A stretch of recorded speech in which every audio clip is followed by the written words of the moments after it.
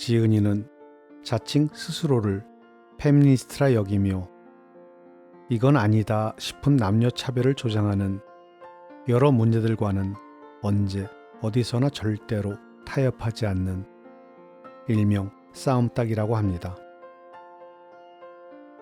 삶 속에 녹아있는 차별의 경험들, 수없이 당하고 싸워가며 축적된 내공들, 지은이의 삶을 통해 실천하는 여성운동가이며 아직도 여기저기 널려있는 남녀 차별,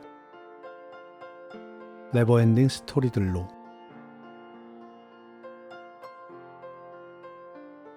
이 책은 페미니스트 이론서가 아닙니다.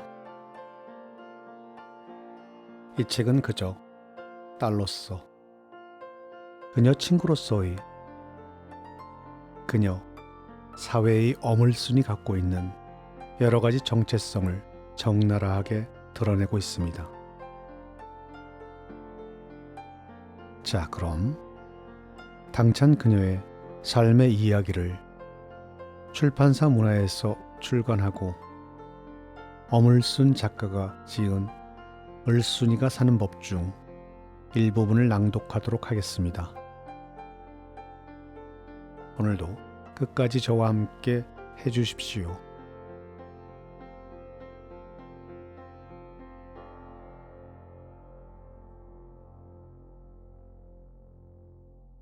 남들은 나이가 들어갈수록 인내심이 생겨서 말다툼을 피하게 된다는데 난 어찌된 영문인지 날이 갈수록 더 싸움질이다. 남들은 다 참고 가만히 있는데 꼭 나서서 한마디를 한다. 똑같은 상황이 또 일어나지 않게 하기 위해서라도 반드시 얘기를 해줘야 한다는 설명까지 늘어놓으면서 말이다. 말다툼을 하게 하는 상황이라고 해봐야 뭐 별거겠는가. 길거리에 담배꽁초를 버리거나 슈퍼에서 손님이 난동을 부린다거나 강자가 약자에게 함부로 욕을 해대거나 다짜고짜 반말을 하는 경우들이다. 아마도 추석 바로 전날이었던 것 같다. 선물을 보낼 곳이 있어서 홍삼을 다려 파는 단골 홍삼 가게에 들어갔다. 그런데 분위기가 좀 이상했다 싶어 눈치를 보니 건장한 덩치를 한 40대쯤 되어 보이는 남자가 얼굴을 숙이며 쩔쩔매고 있는 점원을 향해 계속 삿대질을 하고 있었다. 내가 가격이 얼마냐고 물어봤는데 왜 무시하고 대답을 안 해? 응? 죄송합니다. 먼저 오신 손님과 말씀 중이라 그랬습니다. 너무 죄송합니다.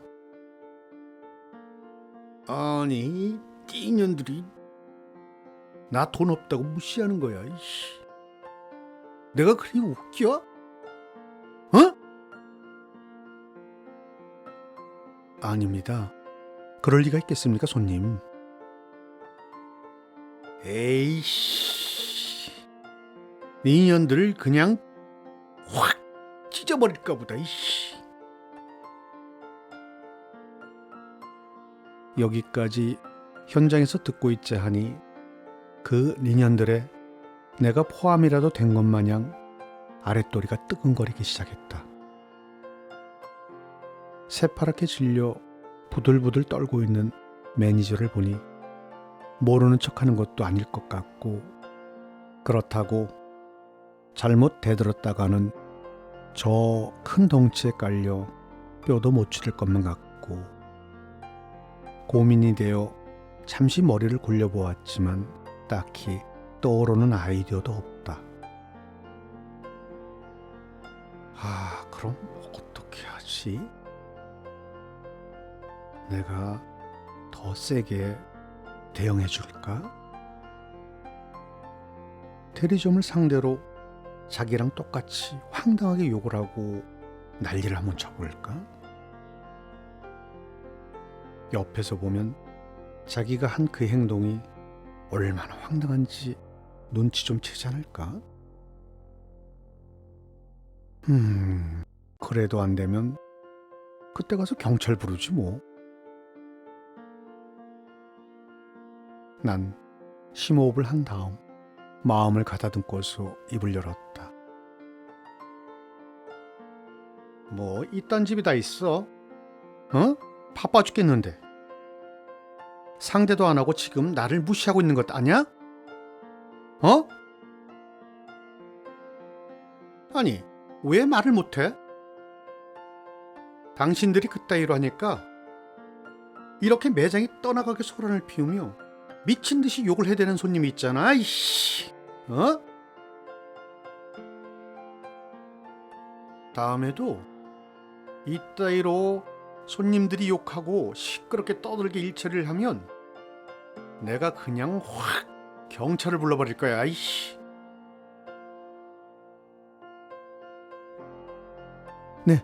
네, 알겠습니다. 점원은 그제서야 나의 의도를 알아차린 듯했다. 한참을 길길이 소리를 질러대며 쌍욕을 해대던 그 인간은 말문을 닫은 채 물끄러미 나만 쳐다보고 있었다. 콩닥콩닥 뛰는 심장 소리가 그에게 들릴까봐 온갖 인상을 다 써가며 더 큰 소리를 질러댔지만 차마 무서워서 눈까지 마주칠 용기는 없었다. 다행히 그는 내 찢어지는 소리에 눌렸는지 아님 자기랑 똑같이 소리 질러대는 꼴을 보니 자기 행동이 얼마나 웃기는 것인지 알았던지 머쓱해하며 슬그머니 몸을 돌리고 있었다. 문 쪽으로 나가면서 마지막으로 던진 그의 말이 압권이었다. 저 아줌마 되게 웃기네. 왜 지가 화를 내고 지랄이야, 이씨. 아이고, 드디어 그놈을 내쫓았다. 가게 안에 있던 식구들 모두 긴장이 풀렸는지 한 명은 울고 나머지 두 명은 어리나간 모습이다. 울던 매니저가 내 손을 잡았다. 너무 고마워요. 너무 고마워요. 저는 무서워서 손도 움직일 수가 없었어요. 우는 그녀 앞에 내 명함을 건네면서 저놈 또 오면 나를 부르세요. 한 번만 더 와서 난동 피우면 아주 내가 그냥 본때를 보여줄 테니 하고 큰 소리를 치고는 가게를 떠났다. 참 못 말리는 을순이. 자꾸 남의 싸움에 참견하면 언젠가 두들겨 맞는다. 몸 조심해라 하는 남편의 경고를 무시하고 또 명함을 넘기고야 말았다. 받은 명함을 보고 전화와서 남의 증인을 대어준 경우가 서너 번이요.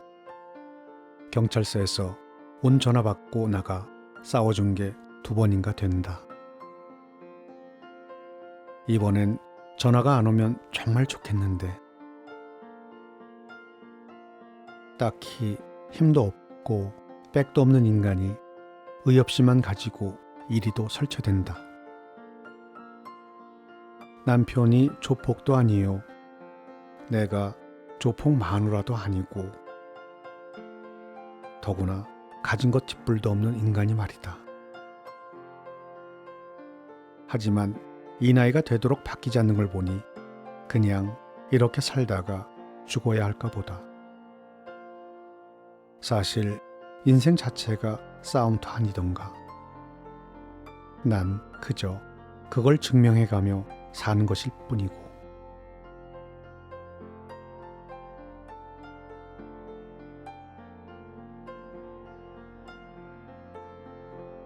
곰치가 압산티산의 지천이라는 친구 전화에 무공의 곰치 좀 얻어먹으려고 일죽에 사는 친구 집을 다녀왔다. 시어머니와 함께 사는 친구에게 선물로 어른들이 좋아하시는 호두 과자와 홍삼을 내밀면서 어머님 선물 하는 나에게 친구가 옆구리를 쿡 찌르면서 얘는 화장품을 좀 사오지 그랬니? 하고 킥킥 웃는다. 그러고 보니 분홍색 립스틱을 곱게 바른 어머님 얼굴이 배시시하니 고와 보였다. 팔순을 넘기신 시어머님이 지금 한창 열애 중이시란다.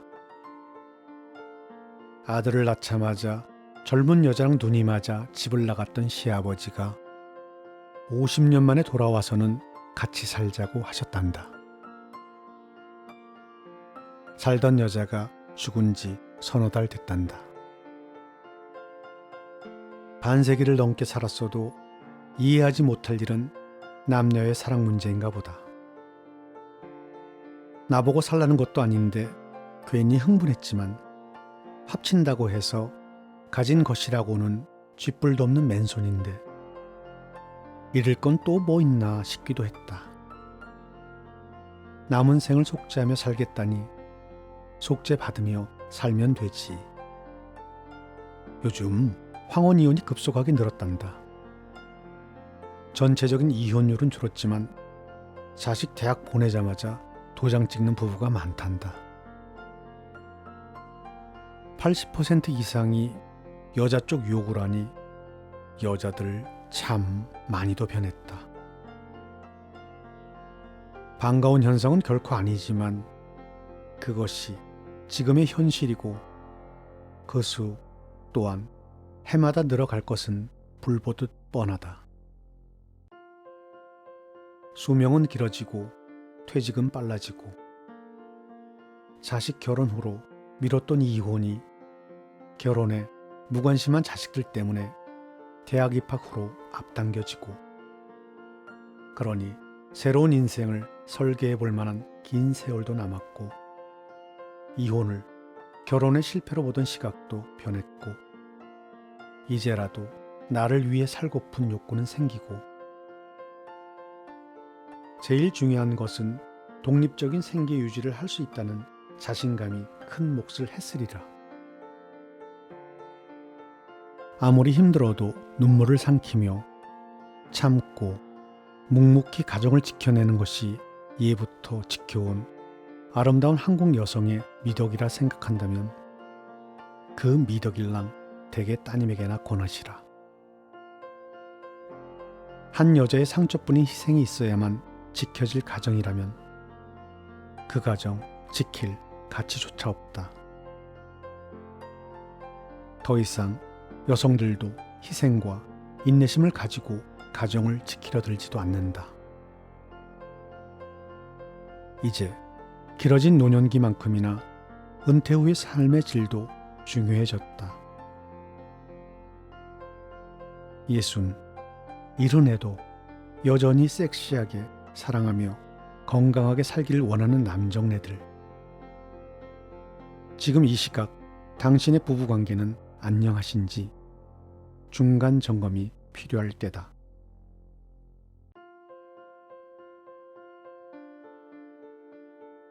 아내들의 젊은 시절, 남편이라고 해봐야 경제적인 보탬이 이외엔 집안에서 딱히 역할도 없다.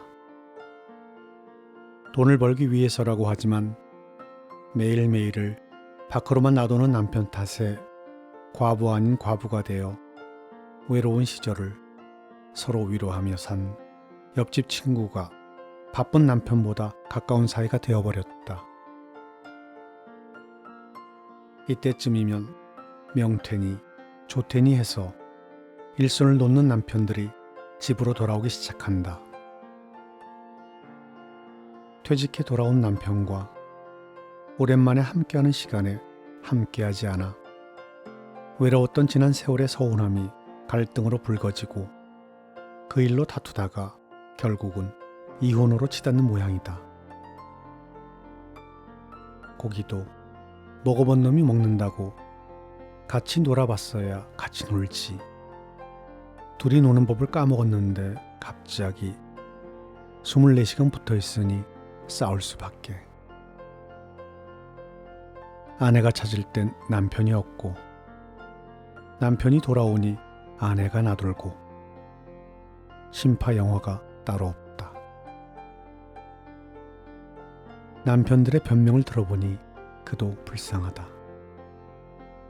젊었을 땐 죽어라 일만 하면서 집에선 가족과 대화도 없이 잠만 자다가 50대가 되어서야 가정이 그리워져 집으로 돌아오는 남편들. 갑자기 황혼이혼 당하면 영문도 모른 채 묻지도 따지지도 못하고 황당하기는 하겠다. 일죽에 친구 시어머니는 돈도 시간도 힘도 없어 별다른 선택이 없었지만 지금의 아내들에게는 자립할 돈도 있고 남아있는 시간도 넉넉하고 사회에서 바라보는 시선도 옛날만큼 따갑지 않다. 돈 번다는 핑계로 준비 안 한 남편들. 환갑 넘어 뒤통수 맞지 않으려면 이제라도 한 살이라도 젊었을 때부터 노후 대책 준비하시라. 가족 관계에도 질이 중요하다. 직장보다 가정을 최우선으로 여기고 친구이자 삶의 동반자인 아내와 작은 일이나 큰 일이나 늘 함께 나누고 함께 고민하며 살아야 될 것이다. 퇴직 후에는 변한 환경에 맞추어 남편의 새로운 역할도 다시 짜고 부부가 서로 협력하여 신혼 때의 긴장감을 가지고 은퇴 후의 새로운 삶을 맞이해야 할 것이다. 인생 한 모작 더 할 수 있는 새로운 3, 40년의 긴 세월이 남아있지 않는가. 황혼 이혼, 남자한텐 개고생이다.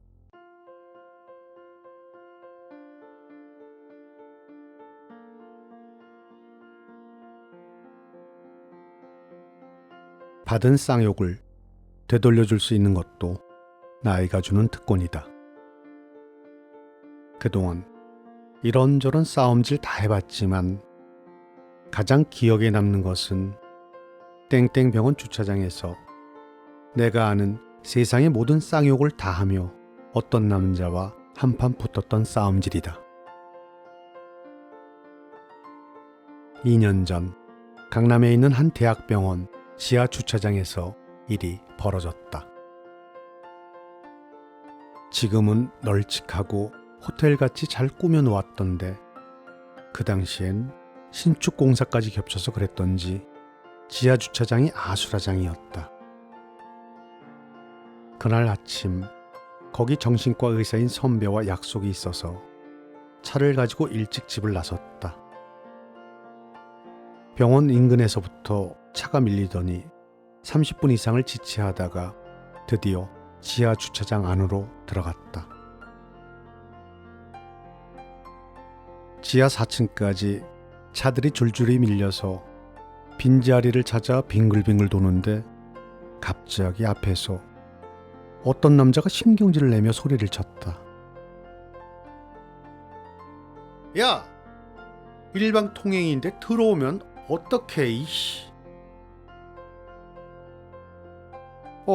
뒤 좀 보세요. 원하지 않아도 계속 밀려오네요. 죄송하지만 조금만 기다리세요. 빼줄게요. 에이, 샹, 운전도 못한 저런 년들이 꼭 차를 갖고 나온다니까. 그러니까 이렇게 밀리지. 씨. 아니, 당신이 나를 언제 봤다고 반말이에요? 빨리 빼 이년아. 그냥 확. 순간 확 머리가 돌았다. 참아야 된다 하고 심호흡까지 했건만 이미 내 몸과 입은 타고난 성깔로 움직이고 있었다. 이 새끼가 어디다 대고 쌍욕이야, 이씨. 네 눈엔 아줌마들이 다 생식기로 보이냐? 어?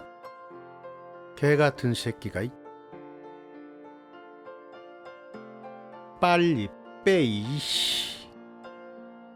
확 박아버릴까 보다, 이 기집년이. 기집년? 기집년이 어째서? 너 여자의 콤플렉스 있냐? 너 같은 놈 때문에 내가 조신하게 살 수가 없어, 이 새끼야. 빨리 차 안 빼? 이씨. 옆구리를 확 받아버리기 전에, 이씨. 잘됐다, 새끼야. 차가 좀 지저분했는데 네 덕에 좀 공짜로 고쳐보자. 나 오늘 맘 잡고 네 버릇 좀 고쳐볼란다. 서로 비슷하게 나이도 먹었는데 어따 대고 반말질이야, 이씨. 네 눈엔 여자가 모두 구멍으로 보이냐? 응? 시간 없어, 이 새끼야. 차나 빨리 바꿔. 그리고 나는 아예 시동을 꺼버렸다. 그러자 그 남자는 내 차를 바뀌는커녕 갑자기 시선을 딴 데로 돌리더니 엉뚱한 소리를 질러대기 시작했다. 여기 병원장 오라고 해? 어? 이따위로 주차 관리를 하면 어떻게 해? 주차 관리자 나와. 잘됐다, 이 새끼야. 내 친구가 병원장 바로 밑에 놈 새끼야. 어서 오라고 해. 그럼 나도 인젠 올라갈 필요가 없어. 여기서 직접 만나보고 가게 어서 오라고 해, 이 새끼야. 그리고 갑자기 주차 관리는 왜 찾니? 응? 네가 그따위 욕만 안 하면 이 세상 모든 게 다 잘 된다, 이 씨불놈아. 내가 알고 있는 이 세상의 모든 욕을 다 뱉어내고 내가 들은 욕을 그대로 되돌려 주었다. 그런데 어느 순간 갑자기 그놈의 태도가 바뀌는 게 확연히 보였다. 저기요, 빨리 차 빼세요. 나가게. 세상에, 말투에서 욕이 쏙 빠지더니 심지어 사정하는 듯한 꼴이라니. 자연스레 나도 욕줄이 끝났다. 정신을 차려 앞을 보니 주차 관리자인 듯한 사람이 내게 사정을 하고 있다. 이해하시고 차 좀 얼른 움직여 달란다. 그가 뭔 죄가 있겠는가? 나는 시동을 걸어 욕질한 놈이 나간 자리에 차를 세우고는 주차장을 빠져나와 엘리베이터를 탔다. 속이 시원해졌다. 그놈에게 당한 게 아니라 물리쳤으니까. 그런데 엘리베이터 작은 네모 공간이 꽉 차도록 서 있는 사람들이 모두 고개를 떨구고는 내 눈을 피한다. 완전 여자 조폭 두목 보듯. 아차, 이제야 정신이 든다. 모두들 내 한바탕 싸움질 현장을 목격한 것이다.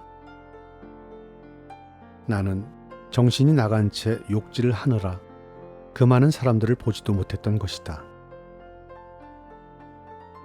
순간 겸연쩍어지면서도 왠지 뭔가 멋있게 마무리해야 할 것 같다라는 생각도 들었다. 내 앞에 새침하게 눈을 아래로 내리깔고 서 있는 대학생같이 보이는 여자에게 말을 붙였다. 죄송해요. 나 원래 이런 사람 아닌데. 사실 여자만 보면 저렇게 육두문자를 쓰는 사람, 그런 사람은 똑같이 대해줘야 할 것 같아서요. 그래야 욕질에 대는 버릇이 고쳐지지 않겠어요? 네, 잘하셨어요. 그나마 내가 나이라도 먹었으니까 그 사람이 그냥 넘어갔죠. 만약 젊은 자기들이 욕을 그리 해봐요. 더 난리 났을걸요? 네, 고마워요. 잘할게요. 잘할게요? 뭘 잘하겠다는 건지도 모르겠지만 내 눈을 피해가며 중얼거리듯이 대답을 하는 그녀를 뒤로 하고 엘리베이터를 나와 약속 장소로 이동을 하는데 참 쑥스럽고 창피하고 쪽팔리고. 하지만 어쩌랴 일진이 사나운 것을. 그런데 참 이상한 게 하나 있다. 화날 때 욕을 하고 싶은 마음이 생기는 것까지는 이해할 수도 있다. 하지만 왜 남자들은 여자에게 욕을 할 때 보란듯이 생식기 이름을 등장시키는지, 아예 처음부터 질색하게 해 길을 꺾어 버리겠다는 전략인지, 아니면 여자가 사람이 아니라 흔히 하는 말로 구멍으로 보여서 그런 건지 정말 미스터리합니다.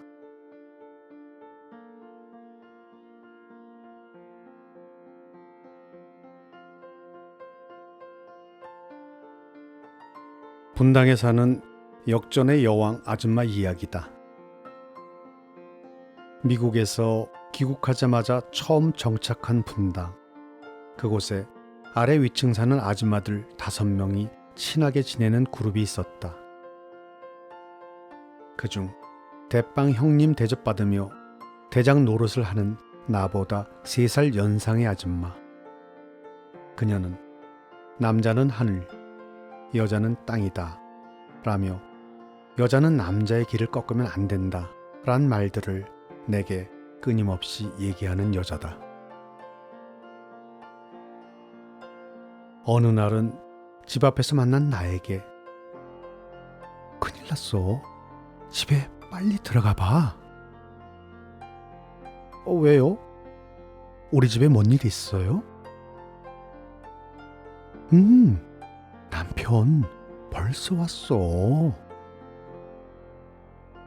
그래서요? 이런 식이다. 그런데 IMF가 터졌다. 잘 살던 집이 하루아침에 폭삭해서 가구점 사장 하던 남편이 놀게 됐다. 물론 집도 은행으로 넘어가게 생겼단다. 그런데 실직한 남편이 기 죽을까봐 그 형님은 평소보다 반찬도 더 신경 쓰고 더 잘해준다. 옆에서 보는 내 마음도 덩달아 짠했다. 형님 남편의 직장은 사라져버리고 빚만 늘었지만 아직도 그는 다이너스티 차 타고 다니며 골프장 다니고, 형님은 그 남편 기 살려주려고 이리저리 버스 타고 걸어서 장 보고 식사를 챙기고.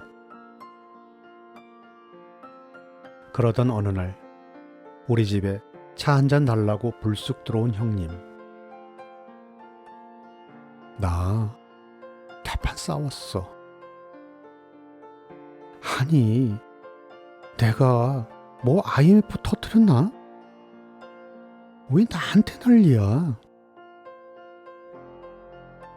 난 죽을 힘을 다해 버스 타고 싼 데서 장 봐서 열심히 해먹이건만 뭐가 불만이래? 언니, 그러니까 내가 그렇게 해주지 말랬잖아. 감사할 줄 모르는 이는 받을 자격 없다 라는 신조를 가진 내가 조언을 했다. 사과하며 모시러 올 때까지 가지 마. 아니야. 그래도 그럴 정도로 나쁜 사람은 아니야. 알아. 형님 남편 하늘인 거. 따뜻한 물도 먹이고 좋아하는 잔치국수도 한 사발 먹인 후 애들 방에 재웠다. 열심히 빨래를 개고 있는데 형님 남편이 내게 전화를 했다. 우리 마누라 거기 있어요? 네. 하지만 오늘 집에 못 가요. 열이 나서 내가 챙겨야 되겠어요. 아니, 집 놔두고 뭔 짓이래? 내가 약 줄 테니 보내세요. 형님 집이 일터지 어디 쉴 수 있는 곳입니까? 내가 잘못했다고 빨리 집에 오라 한다 해주세요. 아니, 남편은 다이너스티 타고 골프 연습장 가고 형님은 배추며 총각무며 잔뜩 사가지고 버스 타고 집에 와서 소파에 앉아있는 남편한테 음식 해바치는 거, 그딴 거 이상한 거 아니에요.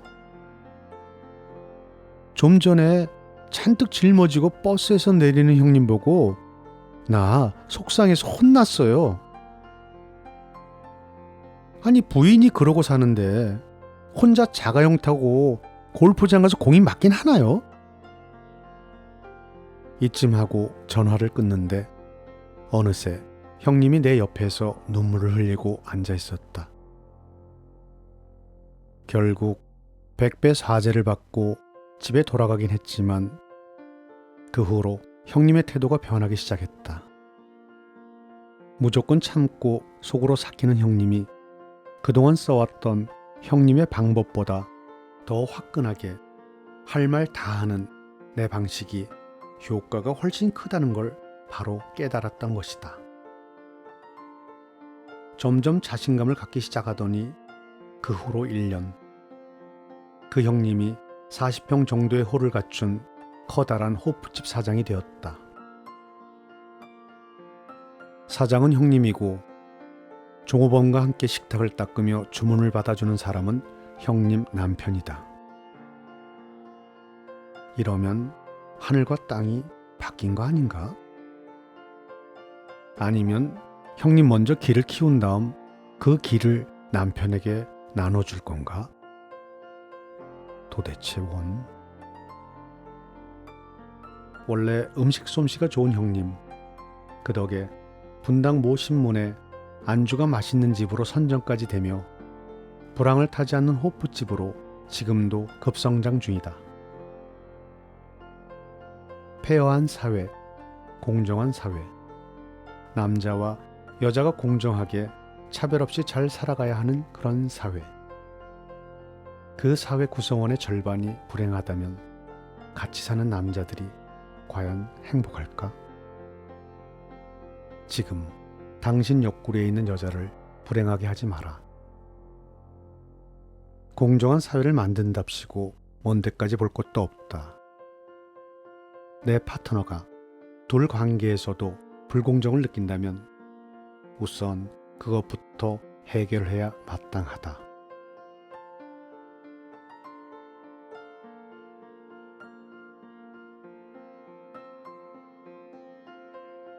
연말 모임에서 사회자가 퀴즈를 하나 냈다. 딱 하나를 두 사람에게 나눠주려고 하는데 둘 다 행복하도록 공정하게 나눠주는 방법은? 답은 한 명이 나누고 다른 사람은 고르게 하는 것이란다. 먼저 나누는 사람은 최선을 다해 똑같이 나누려 할 것이고 먼저 고를 수 있는 선택권을 가진 친구는 느긋하게 기다릴 것이고 이렇게 시스템 자체가 저절로 모든 사람을 불만이 없도록 그래서 모두를 행복하게 하는 사회. 글쎄, 이런 공정한 사회가 현실적으로 가능은 할까? 오래전 얘기다. 분당 오리역에 사진 작업을 위한 오피스텔이 있었던 시절.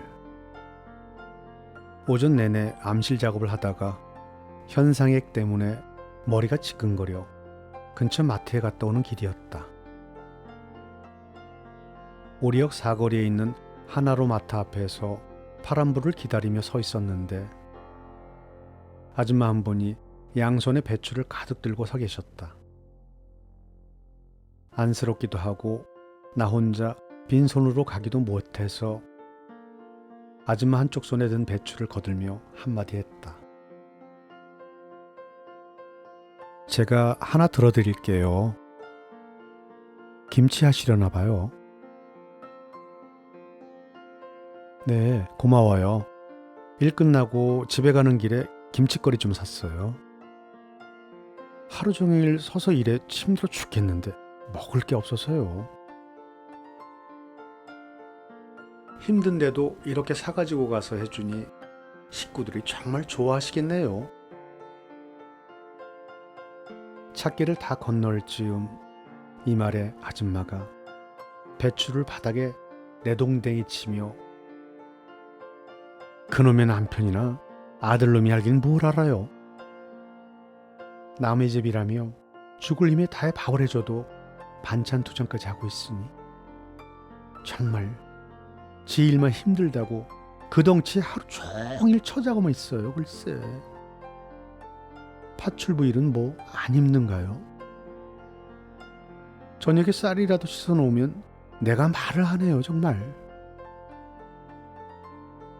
심각하게 나를 붙잡고 얘기하는 통에 길은 벌써 아까 다 건너왔건만 자리를 뜰 수가 없었다. 이번 한 번만 기왕 사셨으니까 해주시고 다음엔 이 고생까지 해가며 해주지 마세요. 남자들은 말 안 하면 힘든 건 몰라요. 이렇게 대충 마무리를 해주고 작업실로 돌아왔다. 식구들을 위해 몸 바쳐가며 희생하는 아줌마들. 밖으로 볼 때는 묵묵히 조용히 잘들 지내고 있는 것 같은데 가슴속 깊이 그런 응어리가 있는 줄 몰랐다. 아줌마들의 맺힌 한 풀어주지 않고 계속 쌓이면 언젠가 터질 수도 있겠다라는 생각이 많이 들었다.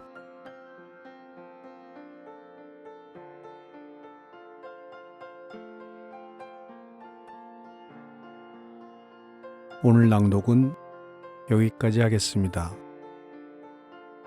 오늘도 끝까지 저와 함께 해주셔서 감사합니다.